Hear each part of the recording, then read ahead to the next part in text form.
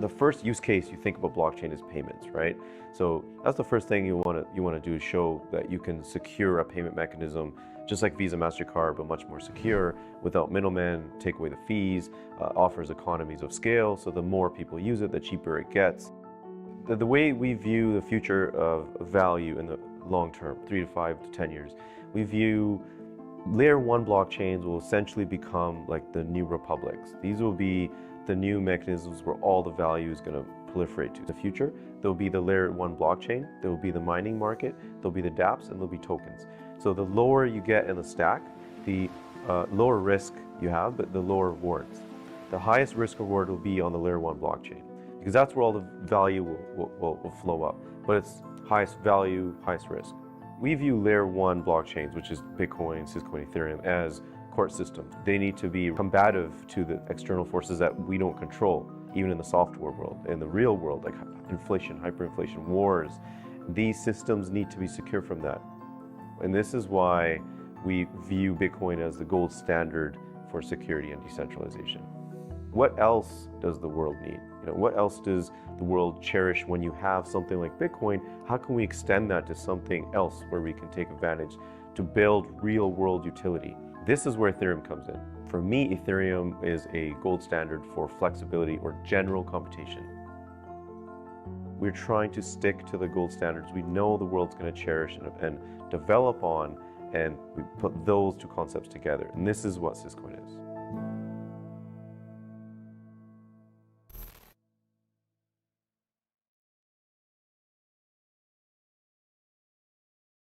Ladies and gentlemen, we are back.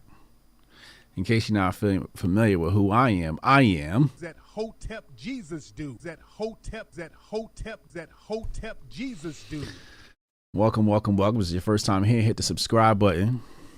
If this is not your first time here or is your first time here, also turn on your notifications to make sure you get notified for when I go live. Today, I have a wonderful, sharp conversation lined up for you today with a very accomplished individual by the name of Ed Latimore. That's not Uncle Hotep, despite what that label says down below. What up, Ed? How you feeling, bro? Man, I'm real good, man. I'm excited to have a chat because I just, I've admired everything you've been doing on the socials, and then with your brand in general, and really just a good dude to learn from. Thank you. And also one of the more interesting things, it's this weird space in my head the way I treat race. Okay. I never tell a person that their race makes a difference for what they can accomplish. I really don't believe that. I can't believe that, right? At least not in the United States. But I also recognize really the power of representation, and I was not always that guy. But I understand now that even though I never needed it, I know there are a lot of people out there who get a lot from seeing someone that looks like them do something positive and constructive, right? And I say all that to say I'm real impressed just you being a brother and the way you work and things, and really how you've managed to navigate a lot of stuff. I've seen some moves you made where I was like, yeah, that's the kind of thing I have to make sure I do and I have to live up to. So for me, man, it's an honor to be here. Yo, thanks, man. I appreciate that. Brothers like yourself helped create Hotep Jesus. Ed Latimore helped create Hotep Jesus. You were one of the first, when we first connected, you was a Rock Nation heavyweight boxer. I grew up. Man, wow, that was a little while ago. Wow, that's right. Yeah. I grew up on Jay-Z. So when I seen you validate me, it sort of gave me more energy. Oh yeah, dude, that's cool, man. I'm working on a real legitimate, and I say legitimate, like everything I wrote before. It's not like it wasn't legitimate, but now I'm working on a book proposal right now. Okay. Right. And the working title is Hard Lessons from the Hurt Business, Boxing Lessons on building grit, fragility, or grit, resilience, and fragility. And you know, that's forced me to kind of take notes and go back and think about my career and how cool that was, and really what you have to do to become better than other people at something. Competition is scary for people. I really think it is, because you can't compete lazily unless the competition, unless you like so much better. But even still, even those guys that are so much better, man, they put in so much work. Yes. And look, thinking about that Rock Nation thing, because I just wrote in the bio, there's all these sections to a book proposal. And one of them is the bio. And you have to tell the bio in a way that says you're the guy that can write this book. Like, you know, when people read it, they're going to be like, okay, I can trust he said that. Like, if I was a fat motherfucker talking about how to lose weight, they'd be like, hold up, man. Like, what? You know, that kind of deal. A little more serious with credentials, but still. And so one of the things I had to put, I didn't have to put, but I was, you ever do that? I think everyone should do this. They should do a bio of themselves, and they should, and objectively, they'll be able to see, yo, I'm the shit, or yo, I'm a piece of shit. Like, it's going to be one or the other. You know, you're going to realize that real fast. And one of the things I had to mention was my Rock Nation time. And I was like, oh, yeah, that's right. You know, somebody real, like, and in the publishing industry, apparently, as my buddy called it, I talked to this guy, he wrote this book, The Founders. Amazing in this space, all the people you have access to. He said, you got to understand something about the publishing industry. They're a bunch of star fuckers. And I was like, what?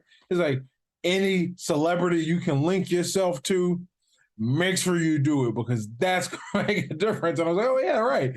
And it changes how you think about things and how you write certain things, you know? That's the nature of the business, man. The grifters grift the grifters. Hey, man, ain't that the truth?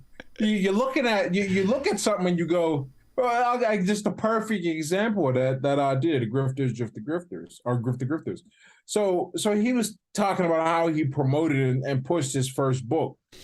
And his first book was about this mathematician, which is kind of, it was like a breakdown of his life. And that's kind of a niche topic. You don't expect that to sell a lot of copies, but he went on, I think he said he moved like 40,000, which in the book world is pretty good. And he did this not by getting a New York Times feature, not by getting on one of the big talk shows on mainstream media, but he went and hustled. He said he wrote every electrical engineering and mathematics department in the country, and computer science, and told them about the book and got people talking. Did a bunch of stuff on Reddit. Really hustled, really worked, right?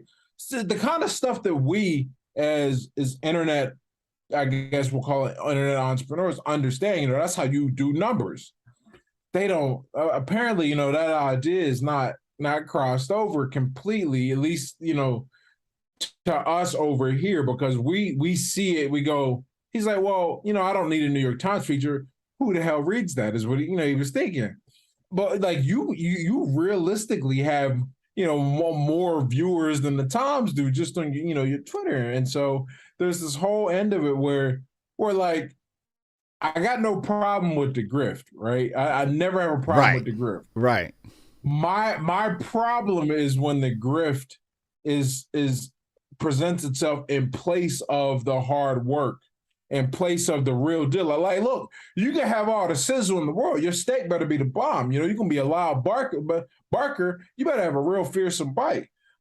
But when it's time to do the thing, you know, I don't care what you've been saying, what you've been showing off. We want to see the substance.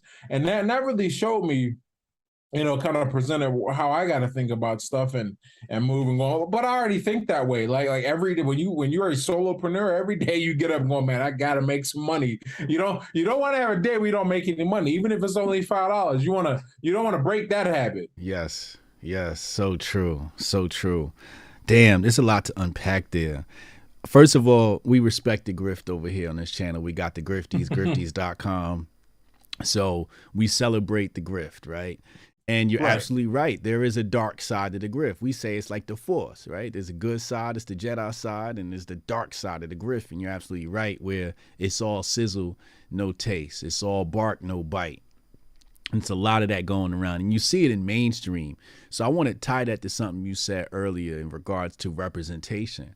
What happens when Black representation is all bark, no bite, and that's mainstream? Right? Like you got a lot of that where you're like, so you gave me my props. You was like, yo, you out here, you're a good representation. And you know, Black brothers need that. And I agree. Cause, you know, real quick story. Somebody said to me, he was like, yo, you know, you should come on our platform. Don't you want to target the Black community? And I'm like, I thought about it. And I'm like, that's like not my aim, right? Like my aim isn't like, I got to target the Black community. So I'm like, no, I don't really want to target the Black community. And I think they took offense and they didn't call me back, right?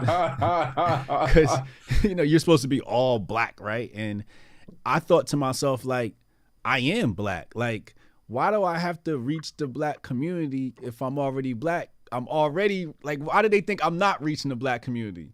And when you listen to my shows, I got a call-in show. When you listen to my show, a bunch of Black people call in. I went to a university recently to go visit my daughter. And this dude goes, yo, you Hotep Jesus? Yeah. It's a brother. I went to the dispensary to get some weed a few months back. Yo, you know Uncle Hotep? Yeah. Are you Hotep Jesus? Yeah. A brother. So like, I don't need to try to reach the Black community. When they see my face, they're going to go, who's this brother? Right? I'm going to connect with them. So what do you say when there's representation, but it's the dark side of the grift? Are you seeing that? Oh, absolutely. You know, where do I start with this? It's deep. Oh, okay. So one of the things that is really unique about the existence of Black people in America is, you know, we have a tumultuous history with a tumultuous past, to say the least, with the rest of the people in the country, really whites, if we want to just make it real simple, Black and white.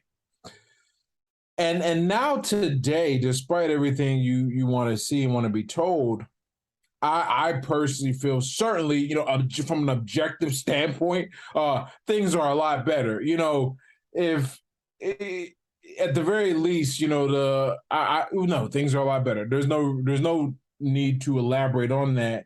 I'm not saying they're the best, but no one is going to be able to argue with me that the position we have in this country now in 2020 is somehow inferior to the one we had, you know, before 1964 when the Civil Rights Act was made, or after all. Okay, so you got all that, but let me tell you, that struggle is so unique, at least in modern times, that anyone who wants to who has their cause, they can hitch on it and play to it.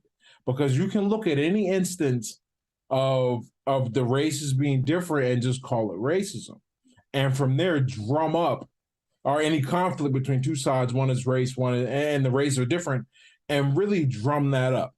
And you can build a massive audience on it. You can sell a product. You can, how much money did Black Lives Matter get out of the community? And there's nothing to show for it. You can do quite a lot by playing on that, because people, I don't think people want to be victims. I really believe this wholeheartedly. What I think is that charisma without a moral compass is incredibly dangerous, much more dangerous than science without humanity.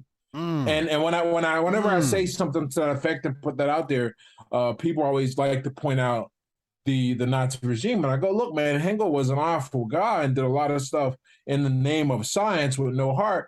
But he only got that way. He only got in that position because of the charisma, and that's what it was: charisma, leadership, whatever you want to call it, of Adolf Hitler. Every leader that comes to power with the backing of the military, or the backing of the elites, there's some type of charisma there.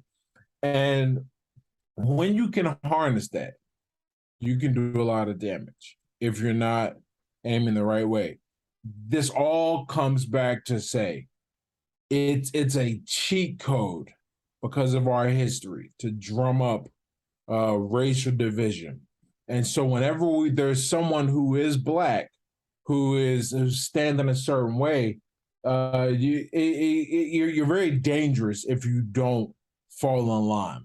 Because guys like us, I'll use you, and I can't remember the guy's name, and that's a shame because he actually lives in the city. You'll know exactly what I'm talking about.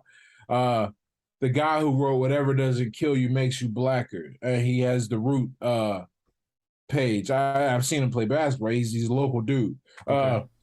But he had a post, and he goes, two posts in particular stood out to me in my mind, and I can't even remember his name, but I remember the post. One post was, if you're a black man who votes for Trump, you're an idiot, and black people are the white people, Black men are the that's Michael Harry Yacht. Yeah. Michael Harry Yacht. Yeah. Black men are the white people of black people. Right. Okay. So when I see this, I go, what you're doing is you're using this charisma, this platform, the incorrect way, because and you don't even realize it. Because what you're saying is we're a monolith. We all got to think the same way. We can't be different. The irony here of looking for diversity is that you remove all diversity. I made this comment about the concept of a person of color. And I'm like, when you call us people of color, your attempt to aim to be diverse, it causes the exact opposite outcome. Now it's only white people, now it's only people of color and people without it. We're back to it. It gets, I know that is a little bit of a tangent off the main point, but the main point is that any person who can be propped up, but if you don't have your own agenda, they will attach one to you and then get mad when you don't follow it. I know that because I'm not. I think by all objective measures, you're a more popular figure than me, and I know because they come to me sometimes. Well, not something similar. Do this or say that. Why don't you use your platform for this? And I'm like, why don't you grow a platform and you do it? I'm not supposed to think like the insult that it is to say I should have to think a certain way because I'm a certain skin color. That really bugs me. Like that fundamentally bugs me to where like there isn't a lot that bugs me fundamentally where I can just be like, I can walk away from most stuff because it's the internet. I can't ignore fact deniers. Like I hate flat earthers, and I can't ignore someone who says we gotta be, or any implication that we should all think the same way. It really bugs me. And I think it's because I see that's how we end up the intellectual plantation. That's what I like to call it. But yo, you hit on a lot there. I hate that when people say, how come you don't use your platform this? How can you use your platform for that? And I'm just like, okay, so you want me to just give you a joystick to my life? I'm like, right. But like all the experiences I went through to have this, right, and it really is a gift. I this is a bit of a side note. I take it so seriously. You can't tell because I'm having fun, right? But it's the way I have fun. Okay, I take it so seriously because I recognize the power that I've been really. To say bestowed makes it sound like it was a gift, but. Right time, right place, right experiences, right brain to put the experiences in words. That's a lot of things I didn't have control over. So I feel lucky, and it's power. I can say something, and it's around the world, and then people go, "Oh, blue check mark must have said that shit." Has got to. No, there's a certain level of weight and responsibility I think that comes with this kind of power. All right, but that's a bit of a side note. But it's necessary to discuss because. I don't know you. And if we don't have the same agenda, if we don't have the same ideas, whenever if I was to go and make my platform reflect your ideas, then I have a bigger problem. And I'd imagine, look, you got to vet. I'd imagine you have some vetting system for who you would have on the show, because even if you disagree with somebody, right? And you bring them on for a debate. What you're doing is you're allowing them to come in your house and everybody that comes to your house can be like, he's in his house. Even if he's being detained there, it's like he's in his house. And people are going to look at that and think a certain way. And you know this, right? Because you could have, you could have somebody who disagrees with you on every single fact, and you have them all, right? And they can be the most disrespectful person. That wouldn't be nearly as bad as if you had a convicted child molester on there. You'd be like, even if you guys agree with everything, because now, one of my favorite tweets, I love quoting myself because I love the way I talk. That's just you gotta love how you talk if you're gonna do this. Absolutely. It's like, where there's smoke, there's fire. And even if there's not a fire, you gotta explain why you smell like smoke. And even if you have a good idea, or even if you have a good reason, you still smell like smoke. And that's a problem because there was just a fire. So you have to be careful with who you associate yourself with in that same regard. And these people don't understand that. They just see a black. But you know what though? If I'm gonna I told people when I was promoting the show on my Twitter, I said, I'm be talking about stuff I don't normally talk about on my Twitter, man. Because this is a weird concept. I feel like you're a safe space, man. You're a good dude, and we could talk and get these ideas and whatever. But let's be real, man. This was been happening a lot to our history to black people in this country. If you either toe the line and you pimp the message, right? Or you don't, you're an outcast. You're either Thomas Sowell or you're a Future, right? And you get exactly what I'm saying. Yes. For people who don't know, Thomas Sowell is, when you want to hold up examples of black excellence, it's going to be really hard to find one better. Yes. But he doesn't toe the line, right. Right. I went on. I remember when I was younger. I wanted to be a businessman my whole life. Never deviated from that thought process. And I used to look at Black Entrepreneur magazine. I'm like, I'm gonna be on the cover of Black Entrepreneur magazine one day. And then, as I got older, there was a midpoint where I was hurt because I realized I would never be on Black Entrepreneur magazine. I realized I'd never be on Ebony because I'm different. And then it was a point where I was like, well, let me type in Thomas Sowell name on blackentrepreneur.com just to see if maybe there's some hope. Maybe I'm wrong. That nigga name didn't come up not once. Not one time. It was like a mention in something else, and it was denigrating. I haven't looked into this, but I would imagine, maybe not then, but certainly now, I'm sure Condoleezza Rice is just a footnote, right? Because here's a person who, however you want to look at the parties now versus then, that part is irrelevant for this part of the discussion, but is of the party that is, well, that's not supposed to be for black people. Yeah. Apparently, that's what they want you to believe. It's a weird world.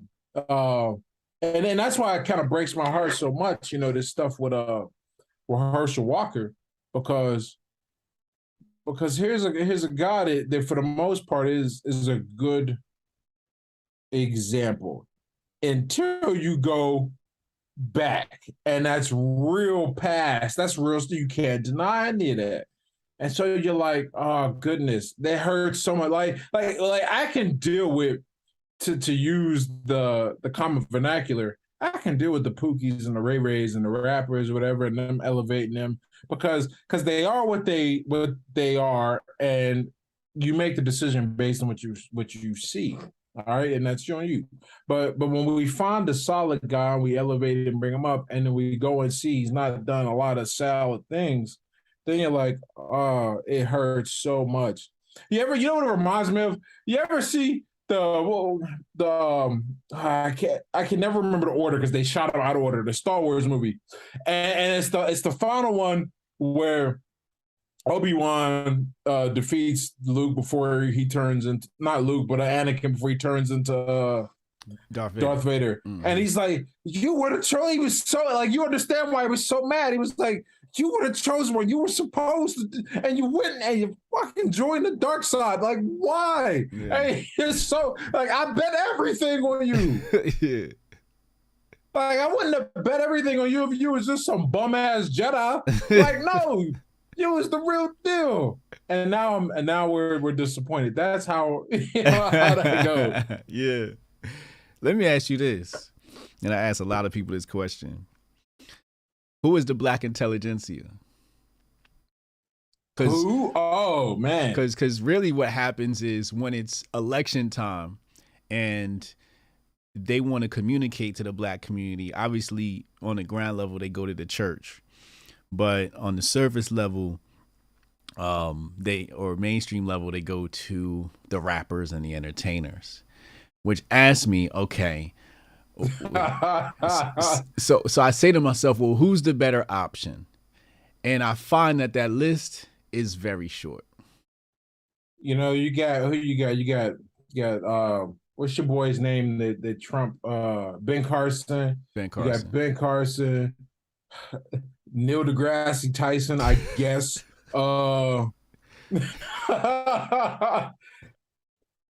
Hey, look, man. Hey, you asked. I'm just.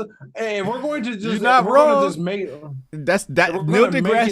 Neil deGrasse Tyson comes up every single time I ask this question. So you're not wrong. Continue. Every time. So Ben Carson, Neil deGrasse Tyson, and just purely they have not done anything else, and they're known for how they think and do things. Yeah. I'm thinking, man, because I know I'm missing somebody. I know I'm missing something. That's my point. That's my point. Who's your boy that gave that money to the HBCUs and they ripped him because his wife was black? You know, he'll never do that. Or white. I mean, his wife was white. And the billionaire. Yeah. He runs Degrio. He bought the Weather Channel. I'm drawing a blank, but I know who you're talking about. You know, but the point is, like, that's a hard list to create. Yeah. And why is it hard? Not because there aren't brothers doing great things, but who gets the spotlight where people go, that's the guy. Right. Because, like, at the end of the day, no matter how talented one's flow game is, right? Ultimately, the media makes their career. If you don't get pushed and play, like you could be the baddest effing YouTuber out there, but until you get signed, you're just a YouTuber. Right. It still works that way there. Then you get pushed and promoted. Right. So someone that they bring on, you know, and they can push and move, that don't really happen that often because people like that are really.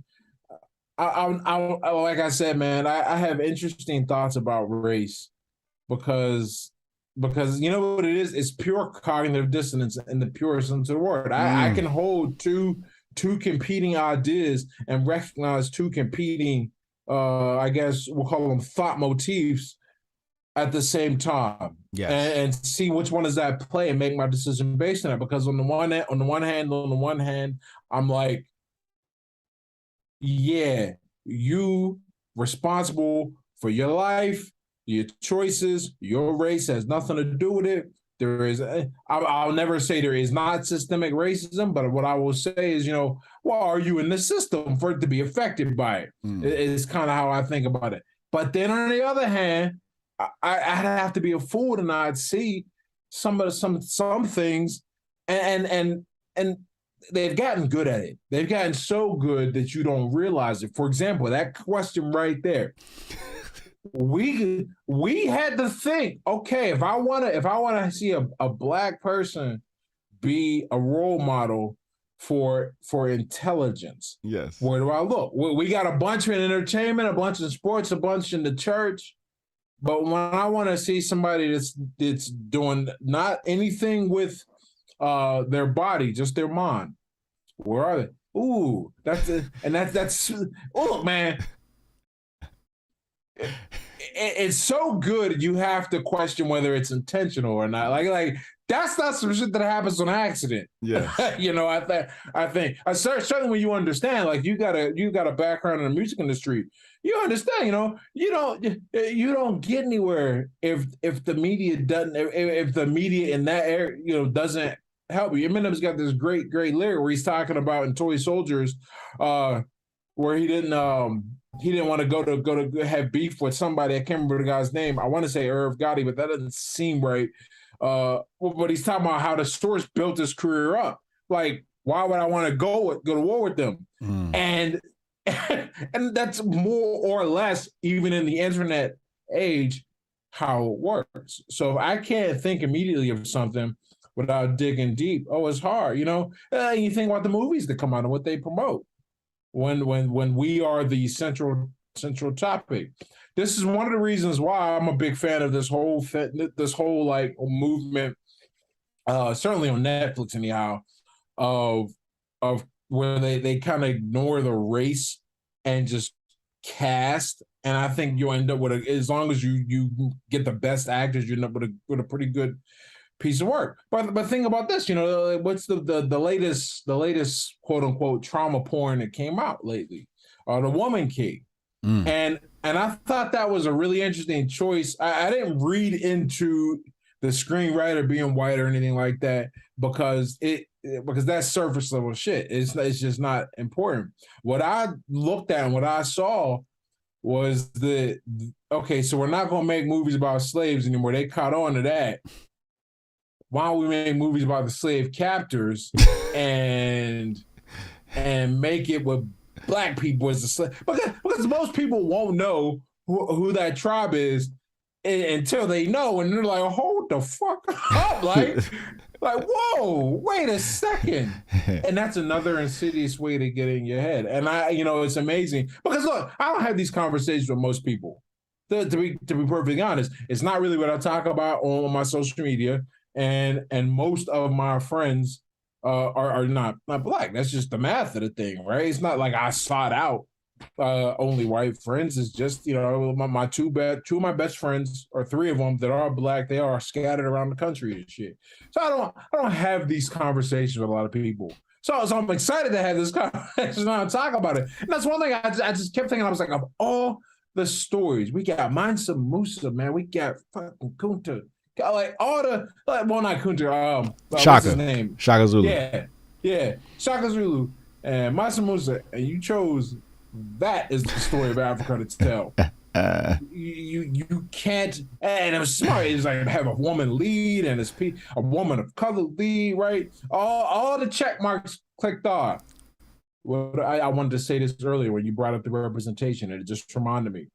One of the things I always say: if you give people symbolic victories, they're going to stop chasing real ones. What did Jay-Z say? Something to minor league coaches, he said. But along that same line. It's along that same line, exactly. They chasing these symbolic victories, but ain't no real ones. Nothing at all. And you can't tell them nothing either. That's the crazy part. Because when you point it out, they go, you Uncle Tom, you cool, you a hater. Right? You try to point Harriet Tubman the $20 bill is that whole idea they were flowing. You try to point that out, they're like, yo, that doesn't mean anything. They gonna give you, they can at least give you a 20 or something. Nope, they're just gonna, because that'll get you to shut up. Yeah. Yeah. To the next thing, and then they'll release the movie. They'll release a movie about how your own people got you over here, but they're gonna twist it a little bit because because they're not that stupid. Right. So the billionaire's name was Robert Smith. And the line by Jay-Z, and that's why I say, like, a lot of people give Jay-Z a lot of hell and grief, and I'm like, yo, if you listen to his lyrics, he be dropping lessons. And he said moral victories the whole time. He said moral victories are from minor league coaches. Yep, that's real. That's exactly what you just said. And I'm like, we running around here looking for these moral victories. Thank you for the super chat. We're gonna get to those as we wind down. But that's exactly it. I think that's what happened with Barack Obama. Oh, for sure. I don't know anything about because I've said this before, I try to remain willfully ignorant of politics. Now that's changed because now I have skin in the game expecting a kid, but like a lot of stuff I just don't pay attention. But I also look at, but I'm a student of history, and so when I'm a student of history, and now I've still really started to listen to podcasts when I drive because I was like, okay, what I got to do? I can't listen to music all the time. No, I just listen to good stuff. I try to learn, and it's really amazing what you can do if you convince people that you're pandering to them. I think that's amazing. Without knowing anything about Obama's policies and things like that, the country was ripe. He was a great speaker. He was a decent speaker. He just was a great speaker for the average nigga. Right. No, that's I'll take that. Yeah. You know, speaking of which, here's how far this shit can take you, man. Just as I referenced, you know, working on my book and everything, and just learning stuff about the industry. So when your proposal goes up, a lot of times, if you have any type of clout or a good platform, it'll go to auction. Multiple houses will go after it. Okay. They gave these motherfuckers $65 million. The book is not going to sell that many copies, not even close. Now it's probably going to sell a lot because of who he is and his oratory, right? But 65 mil up front. Because that's what I mean. Well, okay, it's not all up front, like it's, you know, there's splits and everything, but that's still a significant amount before a book sells copy. Probably will never earn out, but that's just, you know, the power of being a president plus being a black president. Well, the first I think one and all that good stuff. You know, I think the influence is more important than the money. Absolutely. If they can convince, you know, a certain group of people to think a certain way, they'll make that money back on the back end later on another product, on a bunch of other stuff. Yeah, no, you're exactly right about that. The goals of the long-term goals of marketing. Mm-hmm. I don't think, you know, I always say I don't think a lot of stuff is conspiracy in this regard anyhow. What I think it is a case of emergent behavior. You have an incentive, and you have that incentive being money, and then you have people who have their incentives, which for the most part is some form of escapism or validation. And then when you combine those two, you get something really ugly, but almost entirely predictable, which is you get one side that will produce the thing in mass that will drive the escapist behavior, that will validate, that will pretty much remove accountability. And you see that at all levels of society. I really don't think it's some type of giant conspiracy from globalist overlords. I think it's us as a whole. I don't mean me. I mean us as humans going, you know what? It's a lot harder to I'll just diet. It's a lot harder to watch what I eat and stay in shape. So I'm gonna buy into this fat acceptance bullshit. At the very least, I'm not gonna criticize it. Yeah. And if I put on a couple of pounds, you know, no one's really gonna notice or say a difference because you know I'm only 5'10", 250. It's not that bad. There's a lot more, and there are, right? Yeah. So that's what I think happens. I think a lot of it is a lot of people wanting something, and there's a small. You got to remember the amount of people who push back. We are a loud voice on social media. Yes, we are not. It's not like you get a lot of this in real life. We feel like we're waking up, and maybe we are. Maybe we save a soul here or there. But compared to the big grift, compared to the multinational, multi-corporation grift, well, we may as well. That's why I don't talk about this stuff with my friends, because what are we gonna do? I can't prove. I'm not only can I not prove, because it's a bunch of, you have to show so much. You need a lot of knowledge. Evidence. You got to have a lot of knowledge to go, okay, and then you got to be smart enough to link and connect the dots. and then have the strength of mind to alter your life as a result of it. And that's a tall order for the average human. So I kind of let that go. Have you ever seen the movie Branded? I have not. What is that? That sounds.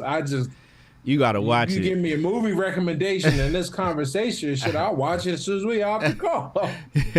I don't know where you can find it now. Maybe on Amazon. But it's a weird movie, but it's ominous as well. So basically, what happens is, the fast food companies want to sell more fast food, but everybody's moving towards better health. So they call in this marketing guru. He's like the Illuminati head marketing guy, right? And so he says, they throw around all these ideas on how they're going to sell more fast food. Maybe we got to make it taste better. Da, da, da. He's like, no, you guys are all thinking wrong. What you got to do is you got to make being fat cool. And everybody was like, man. Explosion going on. Now, this movie's at least 10 to 15 years old. I just looked it up. Yeah, it came out in 2012. So okay, 2012. There you go. That's exactly 10 years. Yep. So, so they make fat cool. They start running ads where it's like, hey, being fat is cool. Being fat is cool. So when I saw the movie, my conspiratorial mind was like, okay, so that's our future. Then when this whole fat shaming thing came about, I was like, oh shit, it's really our future. It's happening. It's happening. It's happening. So, you're a guy that studies marketing and branding, and I think you've also mentioned to me how you think I'm a good marketer, and I got to tell you the truth, I'm not a good marketer. I'm a terrible marketer. I'm a brander. I'm a branding expert. And I think a lot of people don't know the difference, but when we have our private conversation, we'll dive into that, and I'll tell you the difference between marketing and branding. Because marketing is the product. And I do make a great product, but there's other things as far as promotion. Promotion's a big part of marketing, and I'm not really a good promoter. I'm a terrible promoter, to be honest with you. But branding is everything. And I think that's the problem with black people. Our brand stinks. We have a terrible brand, no matter what angle you look at it. So, for example, coming back to the intelligentsia conversation, a mind that I've always admired was Dr. Cornel West. And at one point in my mind, I said, I want to speak to this guy. And now, at my age, I'm like, I want to debate this guy because he's a communist. And I'm like, how could if I had a conversation with him, I'd have to stop and look up every word he says because he's going to use words that I just never even heard of, right? He's just that educated. He's a professor. But I'm like, how do we lose one of our greatest minds to communism? I'm listening to one of the things I'm listening to right now on my drives is the debate is probably too strong of a word because it wasn't framed to start as a debate, but clearly they have different opinions between Patrick Bet-David and this professor of economics with a PhD in economics who is a communist. Yeah. And I thought, I said, yo, that's insane because here's a guy who knows better and is arguing in defense of communism, or at the very least is attacking capitalism and presenting communism as an alternative system. And to do that, right, this is why I say you charisma, man, and he's not like a super charismatic guy, but somebody's going to come around that is. And they're going to argue and they're going to make all the points that he's trying to make that don't hold water, but he'll effectively win the debate by yelling louder as opposed to presenting better facts to support his position. And as I watched that, I said, this is there's an interesting point you reach, and I watched this play out in the United States. With the I guess the whole world really, with the pandemic. There's a point you reach. Well, we're not really worried about stupid people. because you can incentivize and bait and trap and really put stupid people to work for you. We're not really worried about them. They were casualties. Average-minded people tend to understand or tend to make snap judgments, right? And that's okay because they realize their limitation. The most dangerous motherfuckers I realized on either side of any debate are the ones who are smart enough to realize that smart enough to recognize the flaws and the cracks in an approach or a system, but not smart enough. And this is assuming it's unintentional, not smart enough to realize that their solution or their explanation for it is short-sighted. Only considers one order of reaction as opposed to two or three, doesn't take into consideration all the data present. These are the people who draw their conclusions from one study, not realizing that not only should you not do that, they probably have no idea what like a p-value or confidence interval type thing is and can't understand these things. They can't understand the significance of knowing the median versus the mean because they're just smart enough, and they're just smart enough. They would have never taken the hard math because that's what the really smart people do. They're just smart enough to know how to use that to market. What do they say? Comedians, your communicators like that tend to be of slightly above average intelligence. But not extreme, smart enough. What's the saying, right? Smart enough to get rich, but dumb enough to enjoy it. Yeah. Those kind of people, right? Yeah. And that's a very dangerous individual when it's wrapped with an agenda, because that person is going to be smart enough to lead everyone else, and their only opposition is going to be, by definition, a minority of people. Yeah. And I try to explain all the time to people. I try to chase data. I will not make a decision because, and part of it is just how I think. Another part of it is because, like, I have this big platform. If I'm wrong, I gotta deal with people doing some dumb shit. If I'm wrong, I don't want to I never want like some Pizzagate shit on my hands or something like that, right? Mm-hmm. That's because not even want to be close to doing that. And for those who don't know, I'm sure there's a Wikipedia page that'll reference exactly what that is. Don't want to ever have anything to do with that. So I try to patiently look at information and data and see what comes in. And a lot of people can't do that. They go, it's got to be this. And then if it turns out to be that or like it, even if it's not like that, I just, I'll just use the exact example that I'm thinking of. When data comes out 2-3 years later, now at this point, about COVID transmission and everything, yeah, there was you were right to be extremely skeptical about a quickly produced vaccine, especially if the science is beyond your understanding and you don't want to learn it. Rightfully sort of be skeptical. But for everyone, because remember, the whole world is learning at the same time. Or so we're being told, right? The whole world at the same time. So if a policy changes and flips and changes, that doesn't mean you were right. That means you guessed right. And there's a big difference between that. And ultimately, yes, we should beat it. So what is too long? When people go, oh, it just disappeared.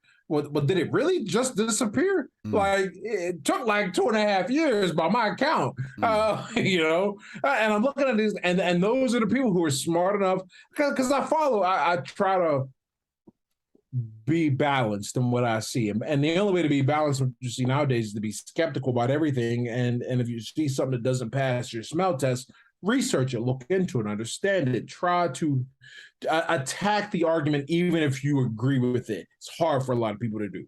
All right. Mm-hmm. That's what I try to do. Mm-hmm. And I see a lot of half-baked first order thinking and a shit ton of confirmation bias. Yes. I'm a firm believer in a priori intelligence. So there's different types of intelligence, right? And I'm sure you're aware of them. But I think there's one that always gets overlooked. So the type of intelligence that I saw fooled was I saw smart people around me going to get the inoculation.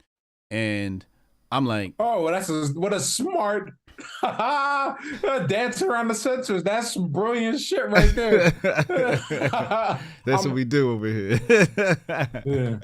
We dance around the sensors over here. But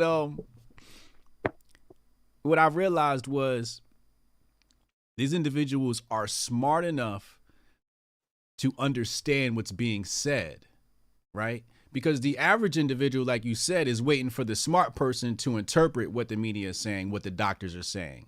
But when you start talking about antigens, pathogens, and all these different words, the smart people are smart enough to receive and understand that information and process it. However, there's another intelligence, and that is your own fucking common sense. Right? Yep. So before I dive into anything, I default to a priori intelligence. I default to common sense. Before I look any data, I go, what's the truth here? Because what do you do in science? You follow the scientific method. You first start off with a hypothesis. You don't start off with the data, right? Yep. You got to start off with a hypothesis. And So- you got to test it. Right? And then you test it, right? So I started with my hypothesis, and one of them was I was just sitting back thinking about how the United States got the way it is. And, you know, Wu-Tang taught me cash rules everything around me. So I said, I bet you that the crowns in Europe always had a money man behind them. Then I said, okay, let's go find the money man.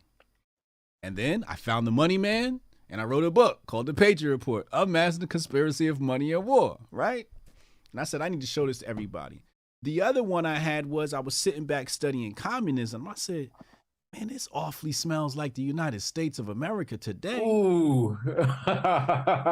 So I tweeted out, hey, you know, America's a communist nation. And I got a bunch of pushback. Now I don't get as much pushback because it's post-pandemic, right? And everybody's like, yeah, it's feeling real commie. I'm like, yeah, but the things were in place already to make the pandemic possible because all these things had been passed previously.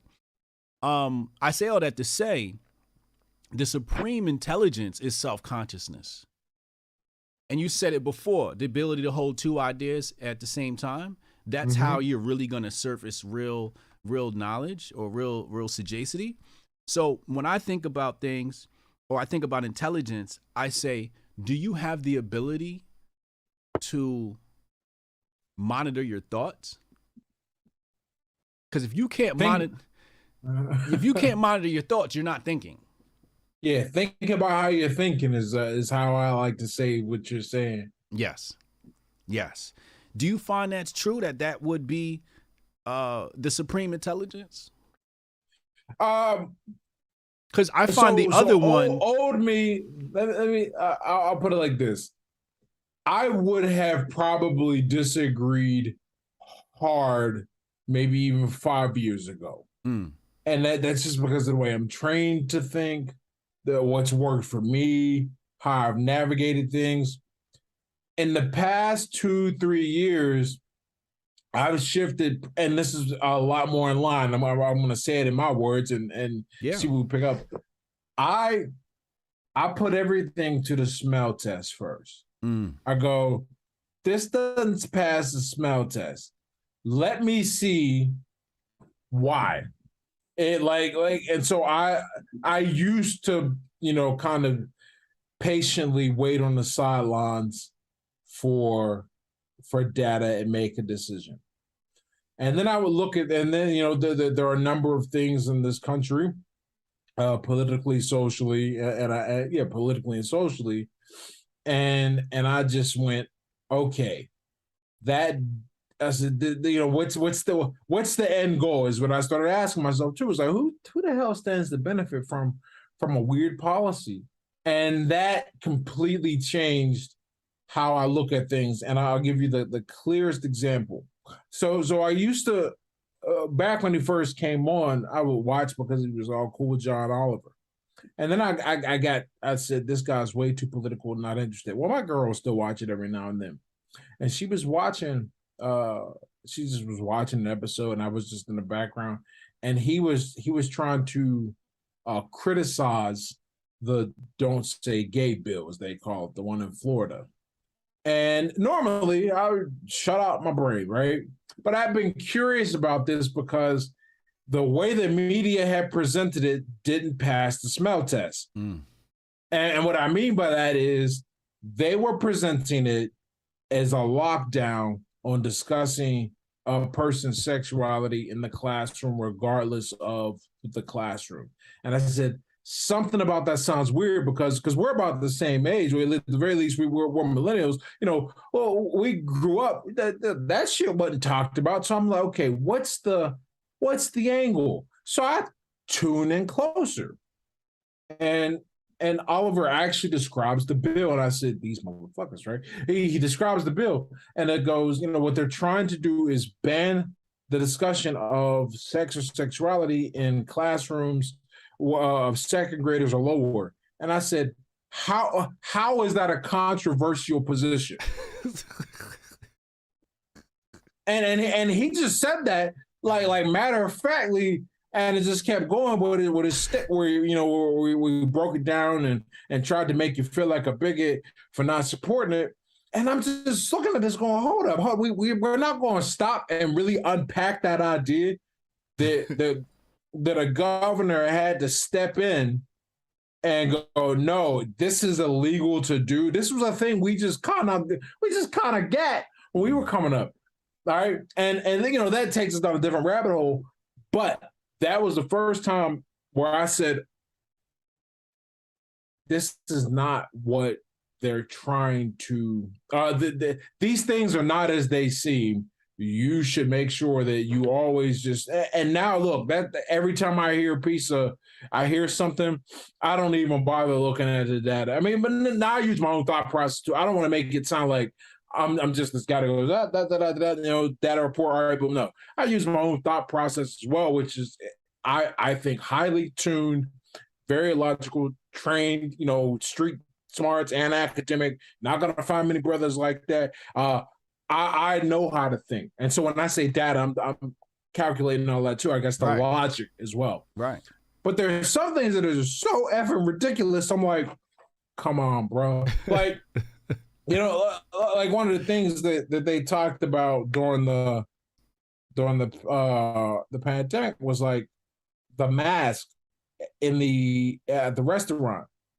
And my initial stance, people try to eviscerate me over it, but I'm like, nah, man, this is how I think, and it's what I thought. I said, when it all started, I treated the mask idea kind of like, I think it's I can't remember the name of the wager, but it's like where believe in heaven because if you're right, you benefit. If you're wrong, you still, the worst case is you acted in a way where the world gets better. That was my first stance. And then I started to look at how things evolved and changed. And I said, wait a second. I kind of get this, especially in hospitals, but you're telling me I got to enter a restaurant and while I get up and walk around, take it up when I eat and everything is cool. And I'm like, that doesn't fly with how it works. And I said, what the fuck is going on? And to use an example, not like the pandemic, to move away from that, somebody made a tweet one day, and it was about how they should, God should have to pay child support for, the time she's pregnant. And my first thought was, oh, they already got to pay child support for their kid. But somebody clarified it and was like, no, I mean like while she's carrying the baby. And my first thought was, you have never been around. Because some woman was just saying it, but a dude was like attacking my thoughts when I said that. I said my first thought was like, you ain't never been around a pregnant woman. I mean, they can still do shit for like, for a while. And then my next thought was like, okay, so you want to prove the DNA because that's how you would show that it's the father. He goes, yeah, you can have those tests. I'm like, realize how dangerous those tests are, right? Like, and how much money are you really giving up? And it was like, oh, you should have to take care of your kid before. And I'm like, no, I hear you. But what I'm saying is, how will we go about proving and making this idea work? And you push back and argue. But this is what happens when you try to pursue with thinking. And I'm sure you've experienced this. When you try to think through a problem or a solution that everyone has a knee-jerk reaction to, you don't end up with twice the support. That doesn't happen that way. They don't go, oh man, this guy really thought this through. You end up with twice the hate because you're flip flop, or it seems like you flip flop, but really you just thought through the issues. Yeah, things that I've been eviscerated for, conservative, liberal, right, left, however you look at it. I was not in support of the riots, but I said I can understand how a motherfucker gets to this point. Like, because if you look at things like Eric Garner and Antoine Rose, they should have just convicted those guys. That's pretty straightforward and clear. But because they didn't, that's what they're going to remember. And so they go, well, you guys aren't giving us justice. Time to go tear some shit down. They ripped me apart. The conservatives ripped me apart for that, right? Then on the other end, right? I managed to piss the liberals off because I was like, well, it's a real clever trick of marketing to call it pro-choice, because choice is not the opposite of life. It's pro, but they're not going to let them call it pro-death. And they killed me. Oh, taking away women's rights, all that crazy shit. And then on the other end, I said, I'm as pro Second Amendment is your me, right? 100%. Not as pro, like I ain't got a bunch of guns around, but I think you should have done the ability to get a gun. But let's be real here. This is a tool where a little skinny kid having a bad day can just move his finger and the life. So we should probably we should have a very stringent background check system and have to do mandatory training hours so you know how to fire that weapon off. Because most people ain't gonna be like your boy in I think it was in Illinois where he fired off like 3 rounds, pop, pop, pop, stopped the mall shooting at it was 40 yards away under stress. I'm like, I don't know how he did that, but if you ever go to the range, and I know how to shoot from my time in the military, I'm not doing that. Without training, And they were like, oh, man, no, that's not Second Amendment. You should be able to just have a gun. I'm like, bro, I'm not saying they should take your gun. I'm just saying you should train with the tool that can kill a person that effectively infinitely multiplies your force. Like, no matter how strong you are or how much force you can generate, that trigger pulled at many spots on the human body will end a life. So when you think, you find yourself on lonely islands, but that's okay because then you meet other people who can think. I think that's the best part about the internet, man. We'd have never connected if it wasn't for the internet. Right. Yeah. Yeah, there's a lot to be said about the two-way argument. I don't want to spend too much time on that because I just don't know what to think about it. I just wish I could just be a magic genie and just erase guns from existence, period. Right. But it's just like, but that's already out the box now. It's too late. Yeah. This shit is like a lot of this stuff is like Pandora's box, man. Once you let it out, we learned about that with booze. We tried to make booze legal. Now we know who Al Capone is. Right. because we tried to make booze illegal. Yeah. Yeah. So it's a slippery slope with a lot of this stuff, man. Communism. You've been studying communism. What's your argument against communism? And then because you're against communism, are you pro-capitalism or is there a better way? Okay, so my base argument against communism is that it neglects human motivation. It completely misaligns incentives because at the end of the day, it's really nice to think we will work together for the common good, but we don't really give a shit. And not only do we not care, we get really mad when we see people get rewarded for our work, okay? And communism, it's con in the name, communityism, in theory, is a really great utopian idea, but it completely neglects the human element. And because it neglects the human element, what's the only way to enforce that system? I'll give you a hint. That's the reason why every communist regime has an incredible death toll. You have to force people. Not to mention, and that's my biggest argument against it. And we're not even talking about the intellectual argument against it, which is you remove the flexibility of the market to respond to its needs. Central planning has never been successful because that's not how it works. People have different needs and different desires, and if you let a market spring up, obviously you need some regulations, because complete anarchy is a different kind of misery. But you need the ability to respond, we'll call it safely and within laws and expectations, honor contracts. Right. So there's my argument against it. As far as what we'll call my argument for capitalism, I'll be the first to say no system is perfect. Humans have an incredible ability to corrupt anything. Doesn't matter what it is, okay? We corrupted the church. That's like the institution you go to stop being a corrupted influence, and we fucked that up. Like, that's just what we do. All right. But here's what I'll say about capitalism in the same realm. This is an analogy I always use. The capitalism is to the human condition what salt is to the human body. Salt takes two things which by themselves are poisonous, sodium and chlorine, or at the very least you would not be able to handle it without suffering some serious consequences. And it combines them to make something essential for life, salts, okay? But we end up with a problem when we put that combination on everything and in excess, right? You end up with hypertension, high blood pressure, renal failure, all these issues, okay? Edema, that's another one, all right? And so we look at capitalism. Capitalism takes two things which by themselves are incredibly destructive to humanity: self-interest and greed.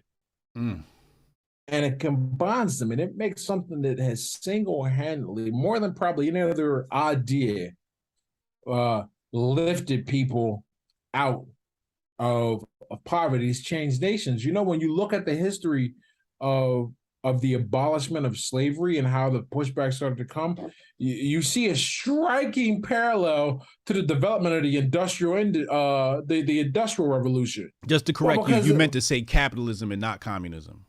Yeah. Oh, did I say communism? Yeah. Capitalism. Yes. Capitalism. Yes. Right. Okay. When you look at like how slavery slowly goes out of fashion in most of the world, well, it's because people can stand up to it, because now we have machines to make our lives better. And that's a capitalist, the capitalism is the reason we did. Imagine if they were like, you want to invent this, but don't get the credit and the money. People like fucking inventing stuff. I'm gonna just chill here and keep beating these Negroes, right? That's how it goes. All right. But what's the problem with capitalism right now? We put it on everything to excess. I'm going through this right now. They talk about, all the medical bills. Well, I'm dealing with a bunch of medical bills now because we got to go to the hospital a lot because visits for the kid. And then right after, then you got to go back right the day after, all that. This crazy stuff, right? And I knew that, but it's just interesting to get the experience.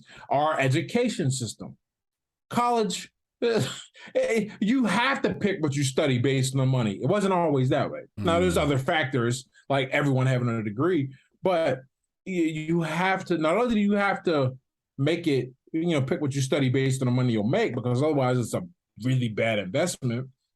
The way we have college set up in the United States compared to, let's say, Portugal, the system I'm most familiar with, and I think a lot of Europe is like this, minus the UK. Here in the US, they want you got to stay on campus your first year, sometimes your second, and campus housing, you ain't never got a spot on campus cheaper than it would be off campus. It ain't never gonna happen, right? There's different kinds of upkeep and overhead. Then there's mandatory books you got to get. And before they just had a deal with the publisher, and then the internet came along, and they were like, students like, we'll show you. And then with the whole build a better mousetrap thing, they were like, nah, students, we'll show you. All the problems, all the homework are coming from this book and this book only, and you can only access it on the internet, which is a hilarious turn of events. That, like, we went from being able to bootleg anything to now you really pretty much can't bootleg anything, because now everything is on the net, and they've got all the securities just just where to a crazy extent. Yeah. But that's so in other words, like I think capitalism is the best system we have right now, certainly superior to communism, because capitalism factors in the one constant in all systems, which is the human. Mm. And it allows the human to work towards the incentives. If they happen to feel good, change society, whatever, that's a happy byproduct, but it ain't the main reason. Jeff, I mean, you look at Bezos or Musk or Gates, they're just trying to, they have, first of all, they have the freedom to create that stuff because of capitalist structures that set their families up or whatever.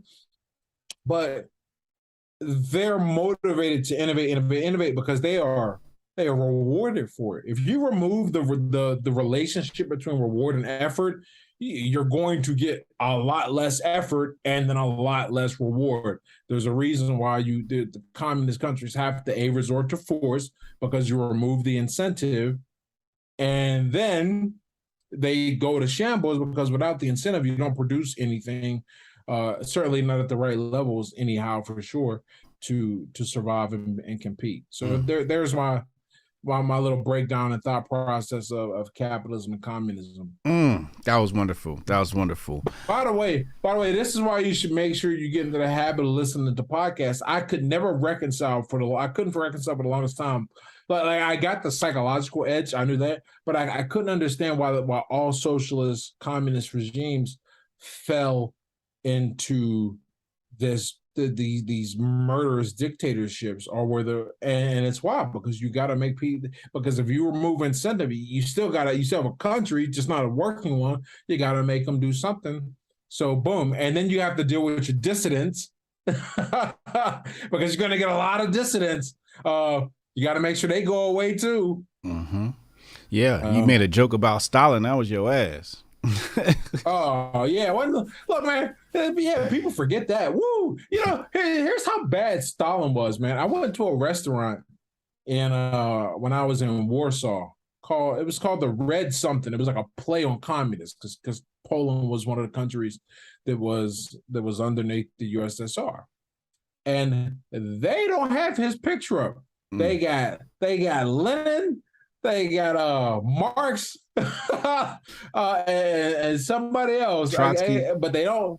Trotsky, yeah. They don't have They took his picture now, man. Stalin's. I was like, wow, that's incredible.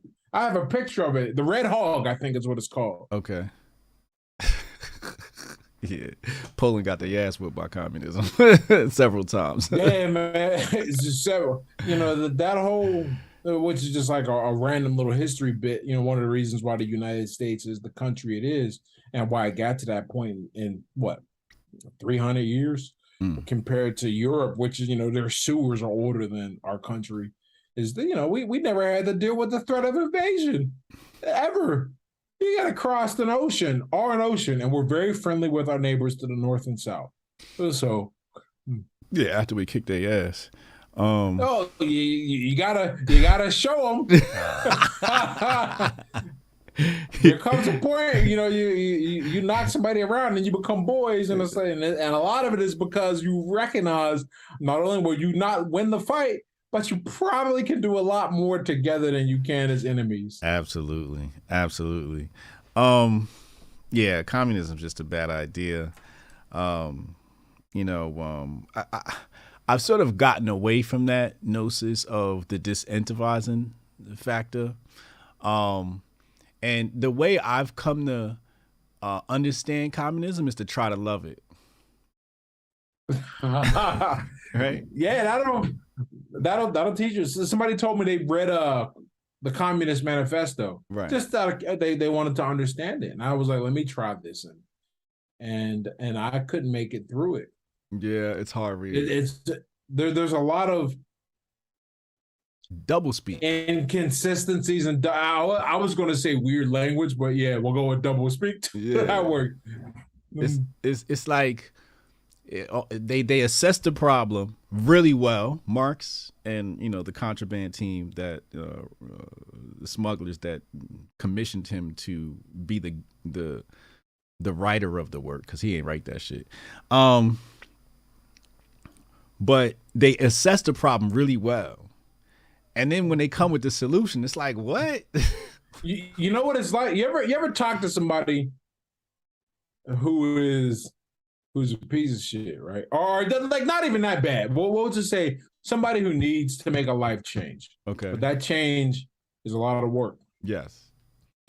And so what they'll do, they can assess the problem incredibly well. They know where they're weak, why they got to change, what they got to change, and how, what to do. But if you get them to go and do the thing, or to they'll go, what? That'll never work. That's crazy. Because you can talk somebody through the point until you get them to the point where the logical continuation is you're wrong or you need to change this. But if they're committed to the story they tell themselves, they'll go, oh, that's nuts. I tell you a great story about this. This I mean, it's hilarious and not in a tone that's serious. I got a buddy who his whole thing is he hates using condoms, right? And he don't have a girl, so it's just whatever randos. And so I would say, yo, that's a real bad idea. Like the more times you get burned, like you get a resistance to the antibiotics. You understand that, and eventually it ain't gonna work. I'm why he was like, yeah, and he was like, well, everyone should just get tested. And I said, yeah, you're right, but let me just follow you for a minute on this. I'm being real calm in this. They go, let's say you meet a chick. You gonna wait 3 days, 4 days to get tested, or you just gonna do it right there? He was like, I'm gonna just wear that out. I was like, so what if she just got tested there? She showed you her results, but she smashed somebody in the same time frame and picked some up. How does this work? And I watched them pause, and then he just doubled down and was like, everyone just get tested, so they ain't gotta work condoms. Like, because if you follow the logic don't hold. Yeah. Right. At the very least, the alternative is just to be like, I don't give a shit about trans men, which is cool, right? Yeah. Like at least from the logic argument. Yeah. Okay. But I found that it's like that a lot with a lot of these arguments that are not rooted in solid thinking. Yeah. Because when you understand, when I was a tutor, I never cared about their answer. I would watch them work out problems because we can change the thought process. But if you don't change the thought process, you won't ever change the outcome. And not only will you not change the outcome, they'll argue that the outcome is correct. And they'll think it is sound because they don't understand how to think about a problem. And then on top of that, they want to understand, well, oh, okay, there's the issue. I need to alter this so I can get the favorable outcome or a better outcome. Weird because altering the process outcome would mean, going, oh shit, I'm wrong. Yeah, yeah. I got a very ancient friend, and we were talking on the phone the other day, and he was talking about starting his own podcast, whatever. And I think he wanted to do it with me, and I just don't have the bandwidth to start another podcast, right? So we were just going over, what he wants to do and da da da da da. And every time we came to the point of a solution, he'd give me the old communist excuse. Oh, that wouldn't work. That can't work. I can't do that. That's not going to work. I've tried that. This whole thing. So then I noticed that there was a commonality in all of what he said, and it was he started saying things like, oh, I just don't have the energy anymore, because he's like my age and he still hasn't like found his way. So he said, I don't have the energy anymore. So I when I help people, I usually don't give them statements. I just usually help them back into the solution by asking them a question. So I said, well, what gives you energy? And he said, baseball. So I was like, well, there you go. You should just start a podcast on baseball. No, that wouldn't work. And I was just like, huh? Yeah, you're like, what's going on?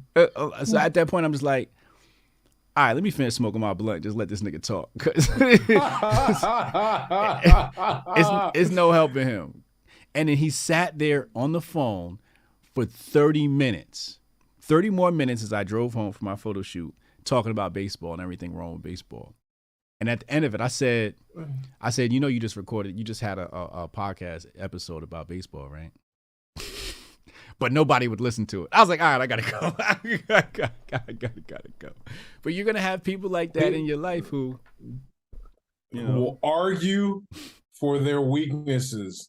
All the energy they could put towards fixing their deficiency or making a move or leveling up, they decide to use that instead to argue for why they should be there, why that's a problem.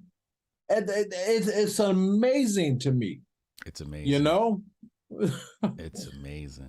And that's why I said before, the supreme intelligence is self-reflection. Yep. Admitting to yourself. Man, one of the things so when I coach boxing, 2-3 days a week, one of the things I make sure I get the students to do is there's a feel process. They got it because there's a lot of feel in the fight game. But then when they execute a move and I'll go, what was wrong? I'm always trying. That's what I asked them. I go, what was wrong? Because I got to get them to feel how to self-correct. Because if you can self-correct, you don't need me, which is ultimately the goal of any coach. I really believe that. Now, whether that ever materializes is different, but every coach, every teacher is trying to make sure he's relevant. That means you transmit everything and they can self-correct.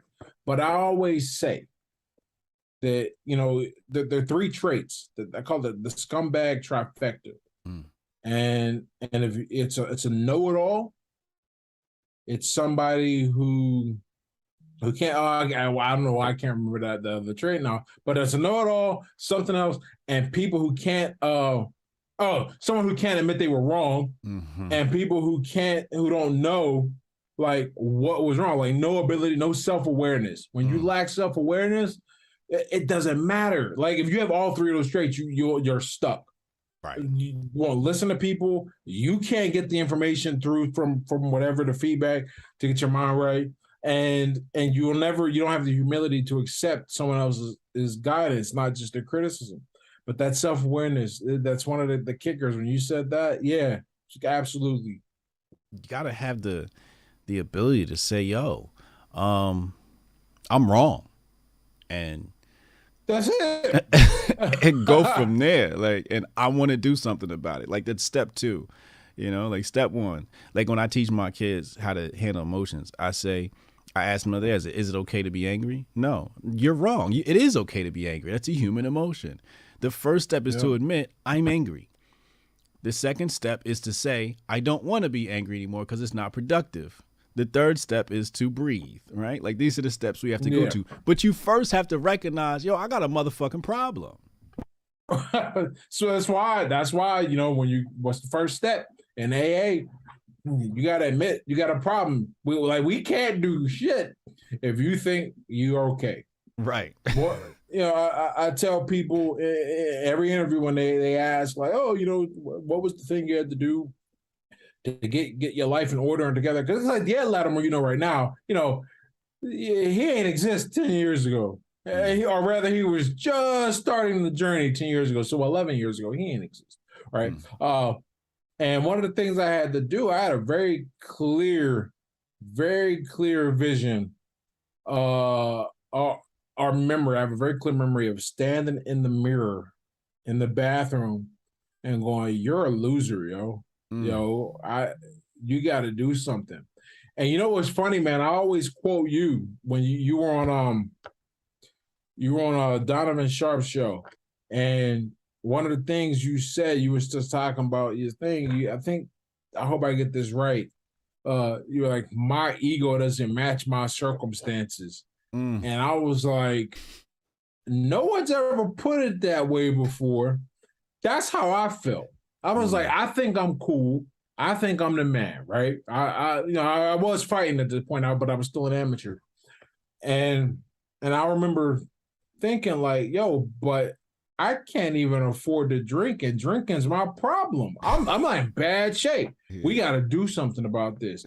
My ego, like how I see myself, the world doesn't see me yet. So we got to fix that. I can't really see myself that way. So we got to fix it. If you're not willing to fix it, and I think that's why people, because what's the next step after you admit that you got a problem? You either go, I'm fine being a fuck up, and a lot of people don't want to do that. Or you gotta do the work. A lot of people don't want to do that. So they just skip that last step. They just don't follow you up till you gotta cry. They'll get to the 1 yard line. But you try to get them to punch it in, it ain't happening. They're gonna pull a Russell Wilson and throw the interception. Oh man, you know what's side note, just I read this book, Thinking in Bets, by pro poker player Annie Duke, and she breaks that down. And she breaks that play down with all the numbers. And you know the odds of an interception happening at that point, they're like, I think it was like 3% overall in the NFL. And that season, it had never happened. That someone threw an interception within 10 yards of the goal line. And on top of that, he's thinking, if it's an incomplete pass, then we just get the clock back, then we punch it in.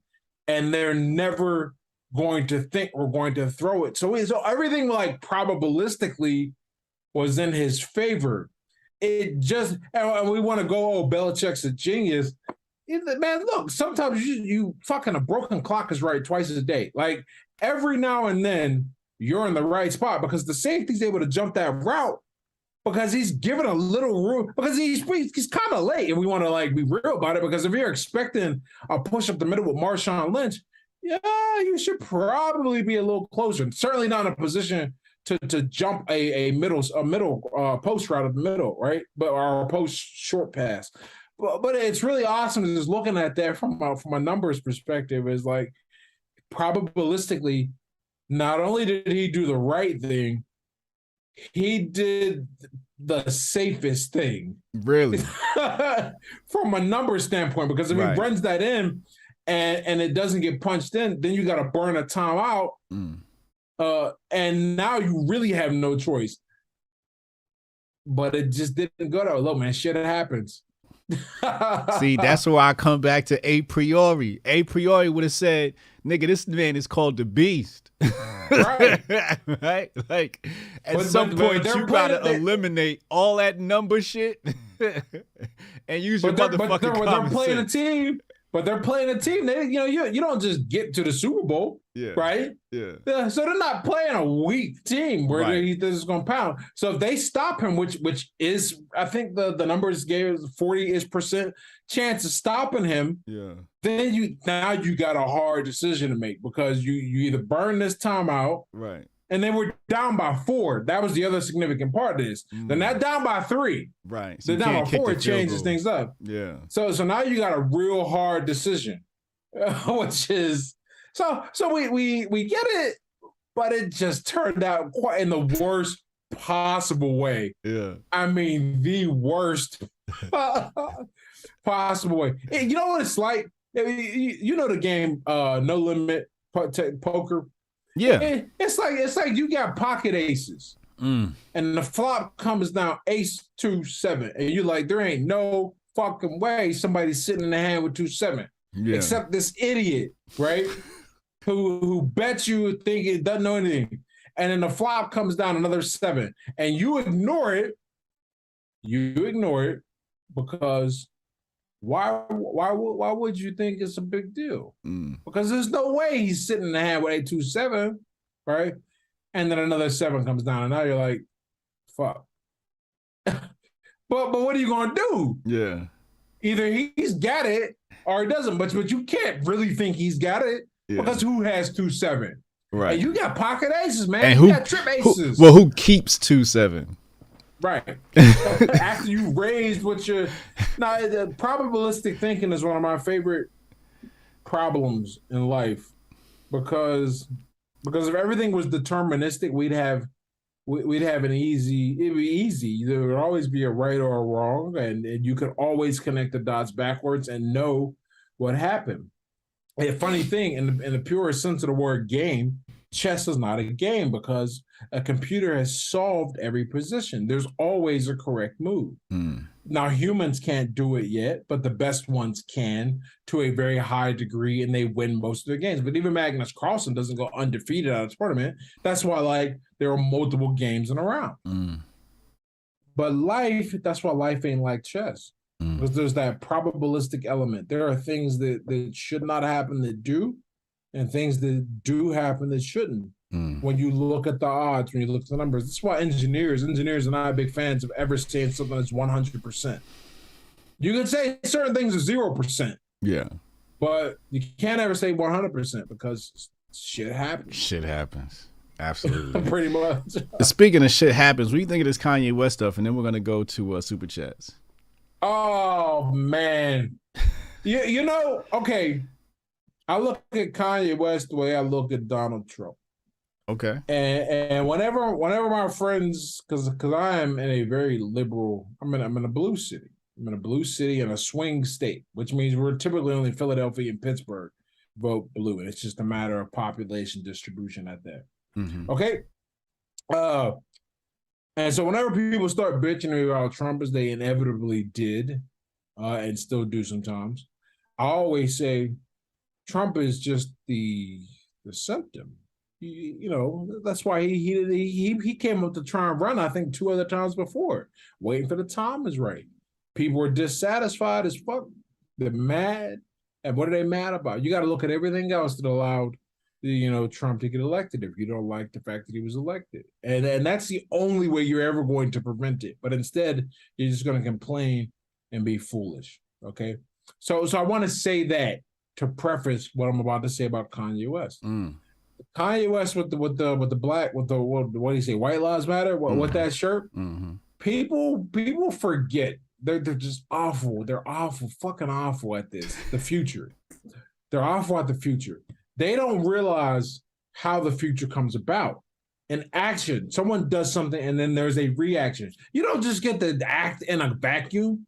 You do things that influence other things and other people, and their reaction sometimes, very often actually, is not going to be in alignment or in agreement with your stance. And so you have to think about everything that you did. That's why I'm so big on my responsibility with my platform. I have everything I say, everything I put out there, I generate a reaction. Now, granted, I'm not poking the bear, so I'm probably not going to ever generate as big a reaction as Kanye West, nor do I have his influence and reach. But I look at Kanye's behavior, no idea what he's going through, right? What he's thinking. But what I do know is he's a reaction. You don't get a White Lives Matter shirt unless you get a Black Lives Matter grift. It doesn't happen, right? So you got to ask yourself, why does this black man who doesn't need your money? Remember, he don't need your money. You don't need influence. Right. So we have to eliminate those two motivators. At the very least, we can say with reasonable certainty that he's not worried about being canceled, nor is he worried about pandering. The two kind of extremes that one would mention in this context. All right. So he sees something and feels a certain way and has his reach to do something with it. Right. And what were we saying at the beginning of the conversation? Whenever you have a platform, they want you to think and be a certain way, especially as a black man. And boy, oh boy, is Kanye fucking them up. Like, even if, look, let's put it like this. I don't care either way, all right? But I snicker, laugh, feel warm in my heart because he's not doing what they want him to do. Even if it's just purely out of spite and rebellion, he's not walking the line that they want him to walk. Right. And so it changes their whole calculus. Because this ain't a nobody rapper, man. I think Kanye West has sold over 100 million albums, man. Like, this is not, and this is in this age, right? Not like back when the only way you could get music was with an album. You know, this is fucking College Dropout, man. Arguably the greatest debut album ever. I mean, what the great stuff, right? Really good influence, great clout, too, in the community that he was willing to go, nope, you know what? I'm going to meet with Trump. I'm going to rock a White Lives Matter shirt, whatever the hell else he's doing, right? And I just think, that you'll get more guys like him. I think Kanye he may forever be the biggest, but he ain't the last one. Because I can't tell you how close I was during the 2016 election to just making a post saying I voted for Trump. Not because I care, not because I even actually did it, but because I got tired of people telling me that I shouldn't. And I'm a level guy. I don't really move or get bored. So I got tired of it. I can't imagine with somebody with his influence and his standing and his position is being told to say and do, or at least being strongly hinted, but they can't dangle money over him, right? Can't take opportunity away from him. He's already established and done. What are you going to do, call him crazy? What did Dave Chappelle say in that interview? When he was talking about, I can't remember what comedian it was he went to see, and he was saying like, that was with Oprah. Oh, right, and he was talking about, so they call you crazy to get to make them dismiss you. But these are tough-minded people that got to the top of all of it. They're not crazy, but if they get you to think they're crazy, you dismiss your whole. They can dismiss your whole stance. So that's what they do. Kanye's got to have some mental illness. He's got to be crazy. Well, because it's really hard to make the argument that he's selling out. So it's getting you to look a different way. And by itself, the contrarian part of me that I have more or less under control, I smile when I see shit like that, man. Because I know that ain't what, I know that's not what everyone wants him to do. And it's showing that he can think and be a free man. And that takes a lot of, because he's visible too, man. They ain't like Ed Latimore is like, I'm like a C-level celebrity on the internet. On the internet. If I decided to go and do that, no one's really going to, someone might go out of their way to like find me, maybe. But I can't, I'm not going to hire security. I'm going to just be like, knuck if you buck, man. That's what it's going to be. I'll carry and make sure it's all good. Maybe catch a charge if somebody's a little too over aggressive, but they wasn't really about that life. Yeah. But this is Kanye West, man. Yeah.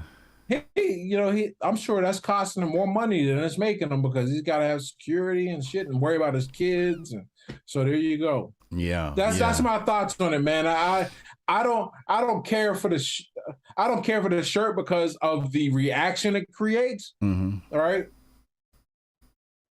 But I like that he's doing it. Right. Yeah. I think it's a lot to be said about the level you have to reach before you can be free. Exactly. Because look, and we know there are levels. Here's how we know there's levels, right? Dwayne Johnson, The Rock, he didn't come out and say shit about politics ever. And in the last election, he's putting stuff out about it. They got John Cena apologizing to China. So these are like people who are big, like Rock's A-list. And they got him to bend the knee. Okay.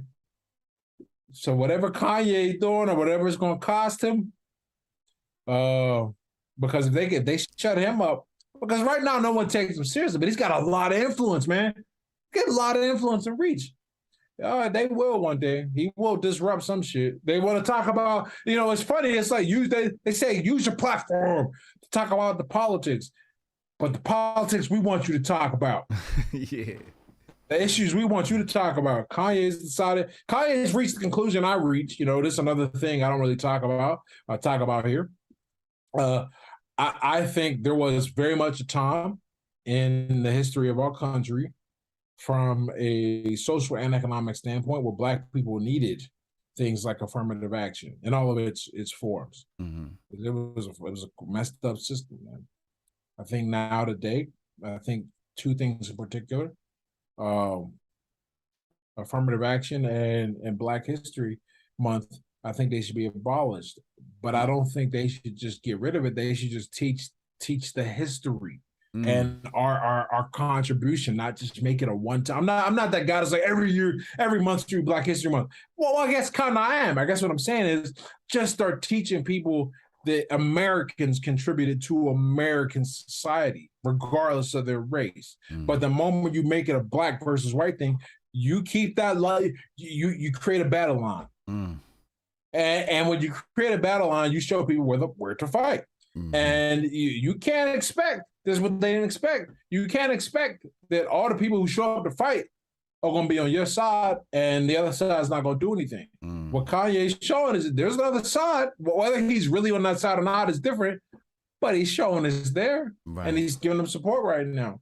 That's how I look at these things. Same thing with affirmative. You can only, I said this a few years ago on Twitter. I'm happy, it didn't come to fruition or anything, but I'm like, look, you can only make somebody feel guilty about who they are for so long before they start behaving in such a way where they're going to confirm you. You can't demonize white men just off rip because instead of elevating, right? Because you can elevate people of, I hate that I'm using this term. You can elevate minorities. There we go. You can elevate, because mathematically that's correct. You can elevate minorities without putting down the majority, but they don't see that. And or they don't make any effort to block that off. Yeah. So it's the same reason why I'm against like anything that specifically says it is a race thing, like a black student union or an Asian student union. I'm like, yeah, of course you can, like, everyone can come, but what you're setting up is a precedent.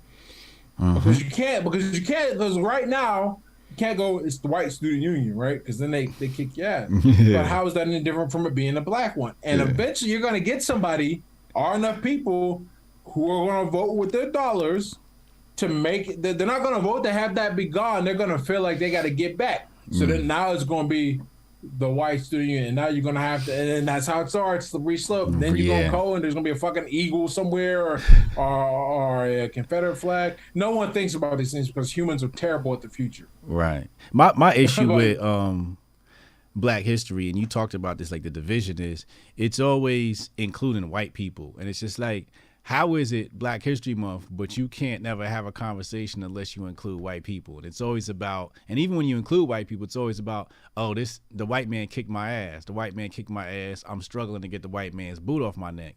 And, like Inside of the Ages called into my show yesterday, and he said he didn't hear about Black Wall Street till he was a grown adult. But I'm sure he heard about all the other shit. And even when they talk about Black Wall Street, they call it a massacre. We all know a massacre means you got wiped out. They didn't get wiped. It was a battle. They should call it the Black Wall Street battle, because they fought and then they rebuilt and it stood for another 40 years. How come they don't talk about how Black Wall Street had their own currency, right? They leave all the details out and just talk about the surface level shit like race. Back to what we were saying earlier, them symbolic victories. You keep telling motherfuckers about, Rosa Parks and Martin Luther King and for some edge, you throw in some Malcolm X, right? And every year, people feel like they got something. Yeah. And both sides will feel like they got something. Black people feel like they were tired. White people are like, all right, we finished this up another year. Like, nah, man, wipe all that out, go deep and show the contribution. But that's harder. That's harder. That requires more energy, and it requires dealing with discomfort temporarily, because there will be a lot of discomfort on both ends of it. But I ultimately think it's certainly better than keeping a division up between black and white. Absolutely. I always say the black man's greatest ally is the white man.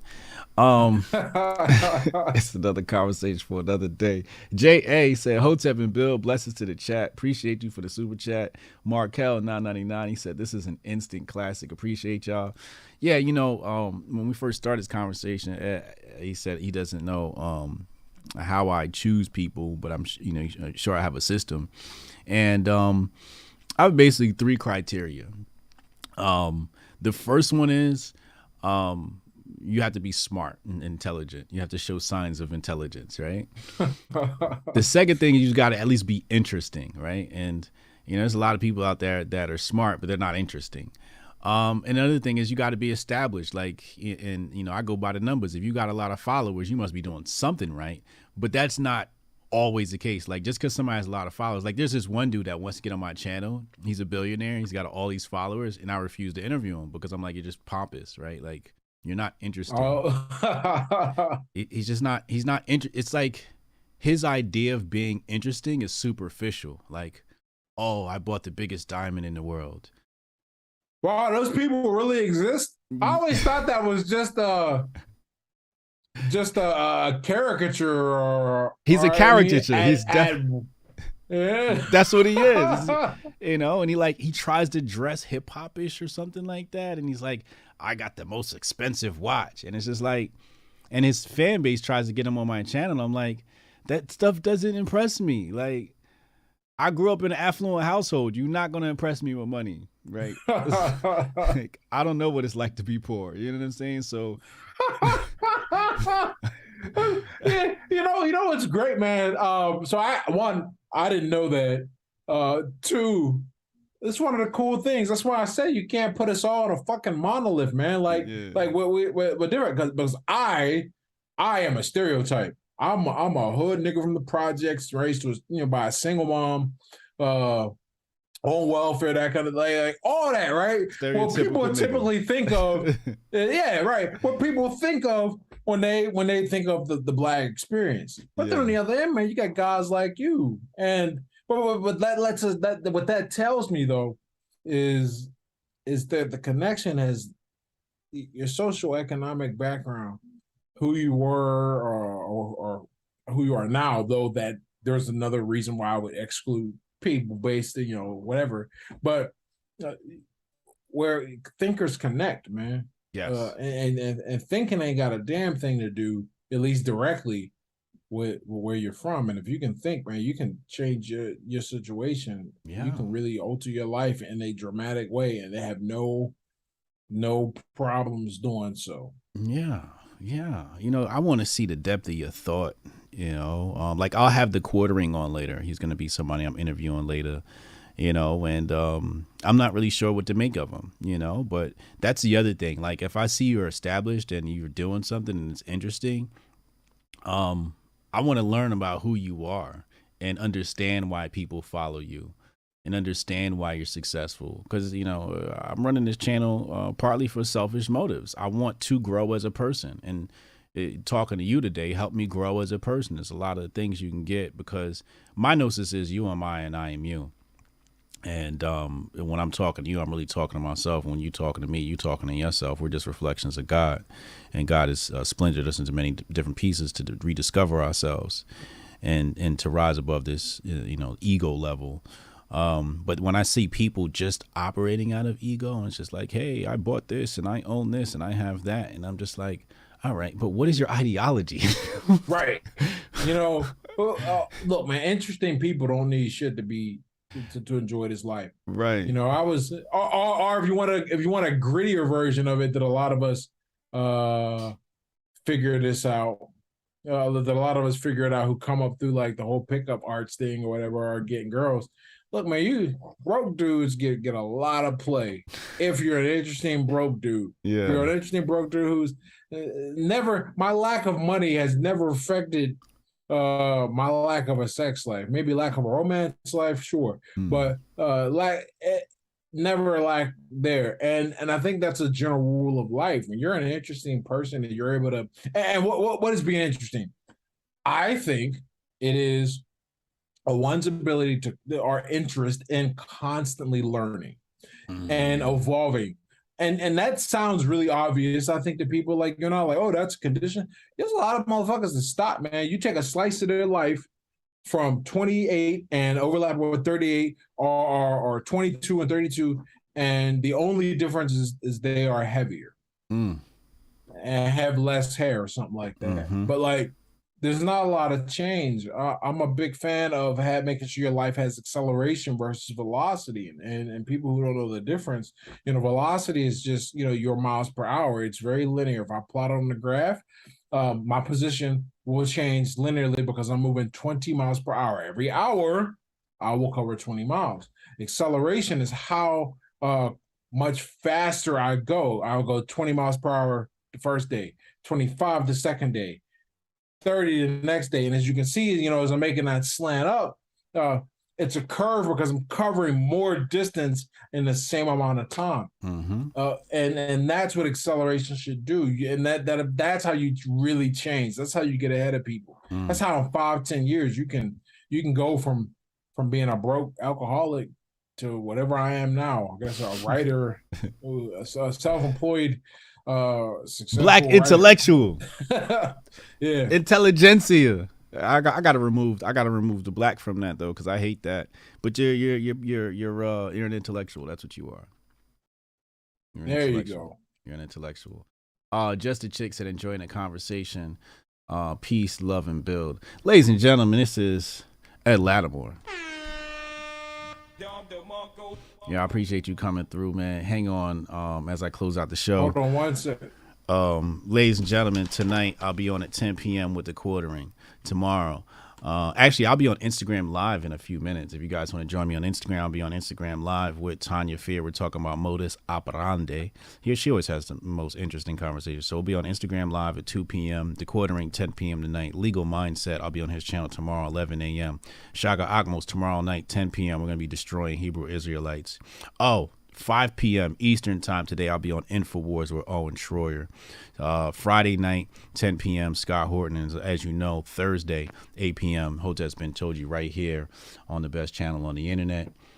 Ladies and gentlemen, if it's your first time here, hit the subscribe button. I am Hotep Jesus, and I'll see you next time. Hotep and Bill.